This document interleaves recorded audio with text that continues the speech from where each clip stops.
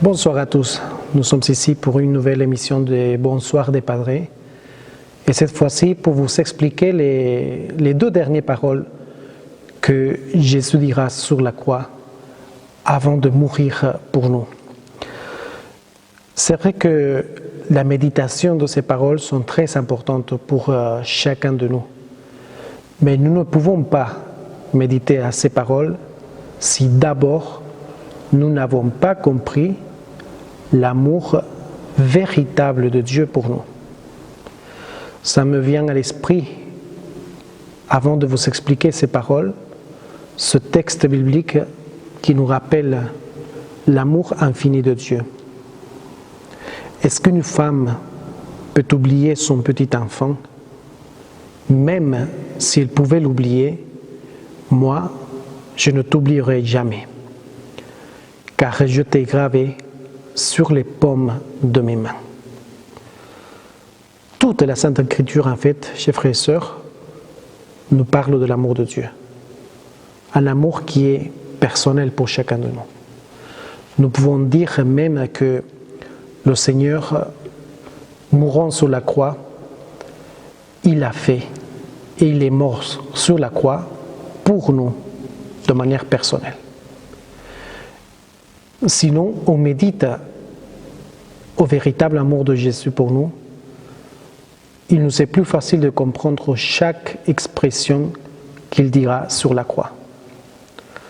L'amour de Dieu, l'amour miséricordieux de Dieu a fait en sorte de nous donner son propre Fils pour qu'il nous ouvre les portes du paradis. Et c'est en fait le sens de ces dernières paroles qui marquent en fait l'amour de Jésus envers son Père et comment il voulait accomplir toujours sa volonté. Voyons la 6e parole de Jésus sur la croix. Il dira « Tout est consommé ». Les prophéties anciennes se sont accomplies, comme le montrent les précédentes paroles du Christ en croix, qui renvoient toujours aux Écritures. Mais aussi et surtout, Jésus-Christ, il accomplit la volonté de son Père. Nous voyons dans toute sa vie, chaque mot, chaque expression, tout ce qu'il a fait, tout ce qu'il a dit, les miracles accomplis, tout ce que l'Écriture avait dit au sujet de Messie sont accomplis dans la personne de Jésus-Christ. Dans ce dernier souffle, épuisé sur le bois de la croix, il s'adressera à son Père en disant cette belle expression avec beaucoup de force. Tout est accompli. Le Seigneur, ayant accompli son œuvre, peut paisiblement se remettre à la mort. Et cette parole, c'est toujours une invitation à placer notre confiance en lui. Si vous comprenez toute cette passion, la souffrance physique, morale de notre Seigneur, tout ce qu'il a vécu, il a fait pour accomplir la volonté de son Père. Pensons par exemple à cette belle prière qu'il adressera à son Père au mont des Oliviers alors qu'il était épuisé aussi pour la charge de tous les péchés du monde, alors qu'il était tenté et qu'il affaiblissait beaucoup. Il ressentait la solitude même de ses apôtres, il ressentait tout le pouvoir des ténèbres. Il s'adresse à son Père en disant « Père, enlève de moi ce calice, mais pas ma volonté, sinon la tienne. » Et du coup, nous voyons l'humanité de Christ, que lui, en tant qu'homme, qu'être humain, il ressent cette solitude. Il ne veut pas, en quelque sorte, accepter cette souffrance, mais il s'abandonne complètement à la volonté de son Père. Et sur la croix, avec cette expression, avec ces paroles, tout est consommé, tout est accompli.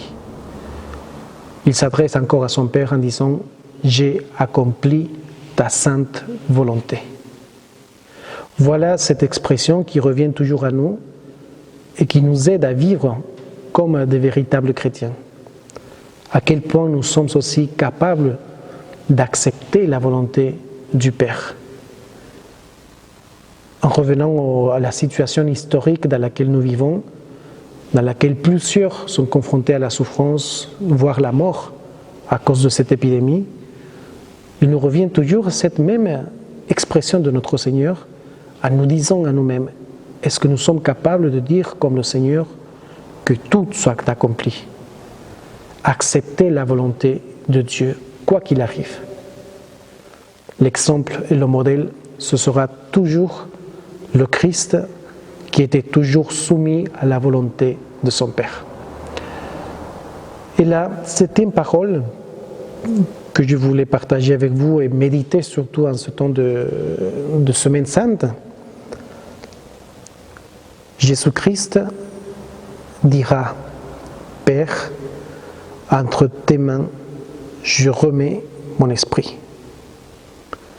Parce qu'il est le Fils de Dieu, il a fait son œuvre. Il peut maintenant se remettre complètement à son Père avec tout ce qu'il avait pris sur lui pour notre salut. Si vous remarquez, il y a un abandon total à la volonté de son Père, que lui, librement, a consenti.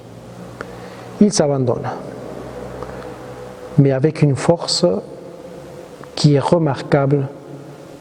Normalement, quand il y a quelqu'un qui est en train de mourir, il n'a pas la force, il est épuisé. Mais lui, d'après ce que l'Écriture nous raconte, il lance un grand cri en disant « Père, entre tes mains, je remets mon esprit ». Celui qui a l'autorité, la mort n'a aucune autorité sur lui. C'est lui qui choisit le moment exact où il veut donner sa vie à son Père, à notre Dieu. Et avec cet acte de force aussi, dans la manière comment lui adresse ces dernières paroles à son Père, nous voyons aussi cette autorité et sa divinité en fin de compte. Lui, il cria très fort, « Père, entre tes mains, je remets mon esprit. » Le Christ est mort. Notre Seigneur va mourir, comme nous allons le méditer dans cette Trident pascal. Mais avec ces dernières paroles que Jésus dira sur la croix, le salut est venu chez nous. Grâce à toute sa passion, chers frères et sœurs. Grâce à sa mort et à sa résurrection, c'est que nous sommes sauvés. En revenant à l'idée du début de ce topo, on ne pourra jamais comprendre toute la passion de Christ, chaque expression, chaque geste, chaque souffrance, si nous ne méditons pas à l'amour infini de Dieu le Père. Et si nous ne comprenons pas la gravité et les conséquences du péché.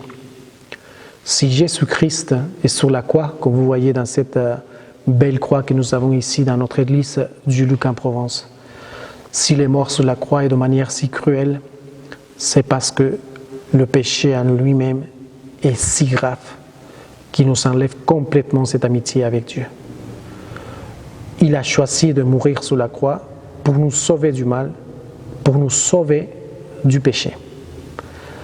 Alors, je vous souhaite à vous tous que vous viviez un temps fort en cette Semaine Sainte et que méditiez à la Passion de Christ avec beaucoup de fruits. Que Dieu vous bénisse et à bientôt.